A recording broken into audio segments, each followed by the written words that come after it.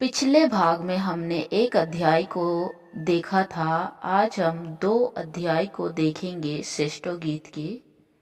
2 अध्याय उसका 7 है। जेरूशलम की पुत्रियों, मैं तुमसे चिकारियों और मैदान की हिरोनियों की शपथ धरा कर कहती हूँ कि जब तक प्रेम आपसे ना उठे तब तक उसको ना उकसाओ ना जगाओ।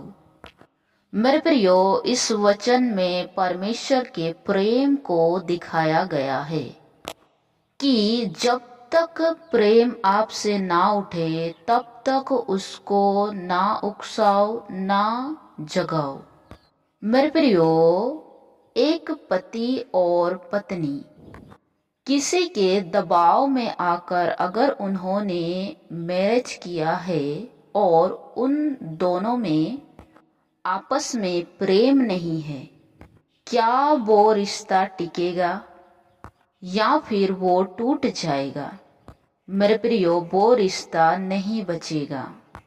और इसीलिए परमेश्वर का वचन हमें प्रेम के बारे में भी सिखाता है कि परमेश्वर ने हमें किस रीति से प्रेम किया। पहला यूहन्ना 4 उसका 10। प्रेम इसमें नहीं कि हमने परमेश्वर से प्रेम किया, पर इसमें है कि उसने हमसे प्रेम किया और हमारे पापों को प्रायश्चित के लिए अपने पुत्र को भेजा। मेरे प्रियो, कभी घमंड ना करे कि मैंने परमेश्वर से प्रेम किया। नहीं, उसने हमसे प्रेम किया, तभी आज हम यहाँ पर है। अभी जो आप वचन सुन रहे हैं, मैं किसकी वजह से बोल पा रही हूँ? क्योंकि उसने मुझसे प्रेम किया। उसने अपना आत्मा मेरे ऊपर उड़ेला, तभी मैं उसके प्रेम को आपके साथ बांट पा रही हूँ, उसके वचनों को बता पा रही हूँ। नहीं तो हम कुछ भी नहीं हैं। बिना यीशु मसीह के, बिना पवित्र आत्मा के हम शून्य हैं, हम कुछ नहीं कर सकते। इसीलिए उसने हमसे प्रेम किया, हमने उससे प्रेम नहीं किया। हम तो पापी ही थे, तभी वो हमारे लिए अपने जान को दिया ताकि हम उसके प्रेम को समझ पाए और उसके प्रेम में बढ़ते जाए। और उसी तरह एक पति और पत्नी अगर उनके रिश्ते में प्रेम नहीं है, जबरदस्ती के बंधन में अगर बंधे हैं, तो वो प्रेम नहीं है। इसीलिए वचन कहता है, हे जेरूशलम की पुत्रियों, मैं तुमसे चिकारियों और मैदान के हिरोनियों की शपथ धरा कर कहती हूँ। परमेश्वर हमें स्पष्ट बताता है कि हम कभी घमंड ना करें कि हमने प्रभु को प्रेम किया, हम उसे जानते हैं। नहीं, उसने सबसे पहले हमसे प्रेम किया, ये बात हम याद रखें। और आगे लिखा है 8 में, मेरे प्रेमी का शब्द सुनाई पड़ता है। देखो, वो पहाड़ों पर कूदता और पहाड़ियों को फाड़ता हुआ आता है। मेरे प्रियो, आज हम सभी जानते हैं कि आज इस संसार में पाप कैसे फैलता जा रहा है, गंदगी कैसे इस संसार में भरती जा रही है। यो सब इसीलिए हो रहा है कि अंत नजदीक है और यीशु मसीह का आने का समय हो गया। इसीलिए वचन में लिखा, मेरा प्रेमी का शब्द सुनाई पड़ता है।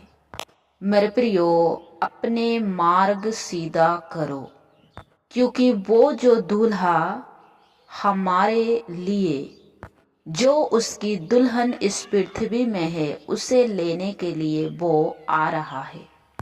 और आगे लिखा है 15 में, जो छोटी लोमड़ियां दाख की बारियों को बिगाड़ती है उन्हें पकड़ लो, क्योंकि हमारी दाख की बारियों में फूल लगे हैं। मेरे प्रियो, मैंने पहले भी बताया पति पत्नी के बारे में, जैसे कि उनके रिश्ते में अगर आपसी प्रेम ना हो और छोटी छोटी बातों में लड़ाई करते हैं, झगड़े करते हैं, तो उनके रिश्ते में दरार आ सकती है। इसीलिए हमें इन छोटी छोटी लोमड़ियों को काटना बहुत जरूरी है, नहीं तो यो छोटी छोटी लोमड़ियां बहुत से रिश्ते को खराब कर सकती है।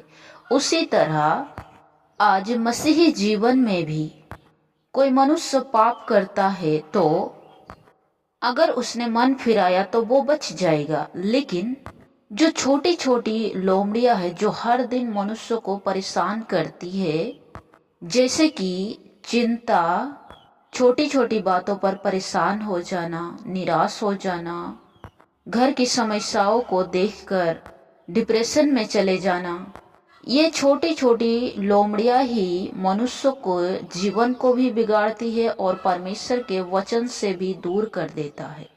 मनुष्य बड़ी गलतियों को तो देख सकते हैं, लेकिन इन छोटी छोटी गलतियों को वे लोग नजरअंदाज कर देते हैं, इसीलिए वे परमेश्वर से दूर हो जाते हैं और वे लोग समझ नहीं पाते हैं कि हमारे दाख की बारी में कांटे कैसे उगे।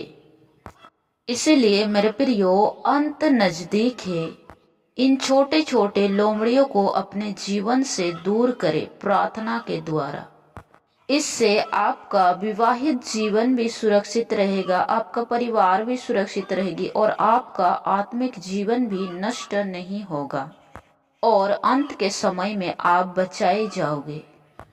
मेरे प्रियो, 3 अध्याय के 5 में भी वही वचन लिखा है कि हे जेरूशलम की पुत्रियों, मैं तुमसे चिकारियों और मैदान की हिरनियों की शपथ धरा कर कहती हूँ कि जब तक प्रेम आपसे ना उठे तब तक उसको ना उकसाओ और ना जगाओ। मेरे प्रियो, एक ही बात को बार बार दोहराया गया है और इससे परमेश्वर यही बताना चाहता है कि आप अवसर को बहुमूल्य समझो, समय को यूं ही बर्बाद ना करें, क्योंकि अंत नजदीक है। और 4 अध्याय उसका 9 में लिखा है मेरी बहन, है मेरी दुल्हन, तूने मेरा मन मोह लिया है, तूने अपनी आंखों की एक ही चितवन और अपने गले के एक ही हीरे से मेरा हृदय मोह लिया है। मेरे प्रियो, हम सब एक ही घर में पैदा हुए हैं। हमारा जन्म प्रभु यीशु मसीह के लहू के द्वारा हुआ है।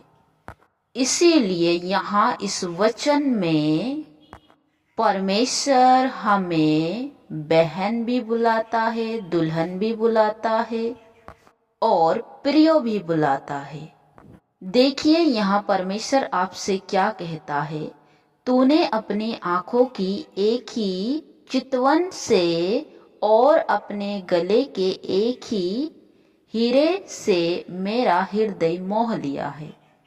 जब आप प्रभु को प्रसन्न करते हैं, प्रभु के वचन में चलते हैं, उसके लिए आप भूखा प्यासा है, उसके लिए आप दीवाने हैं या दीवानी है, तो परमेश्वर आपसे प्रसन्न है और आपने परमेश्वर के हृदय को मोह लिया है, आपने उसके दिल को जीत लिया है।